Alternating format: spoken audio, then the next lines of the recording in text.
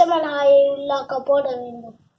1 spoon மஞ்சள் தூள் போட வேண்டும். மிளகாய் தூள் போட வேண்டும். 1 ஸ்பூன் கொத்தமல்லி போட வேண்டும்.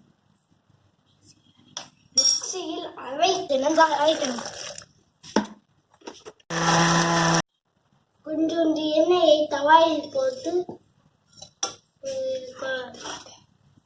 அரைத்து வைத்த பேஸ்டை உள்ளாக்க போட வேண்டும்.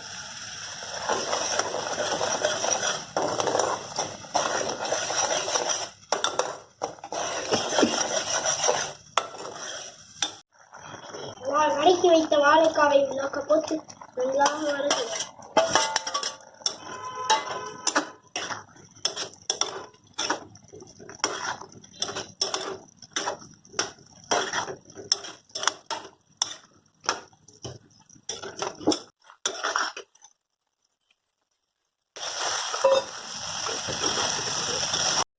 Chops ready. Done.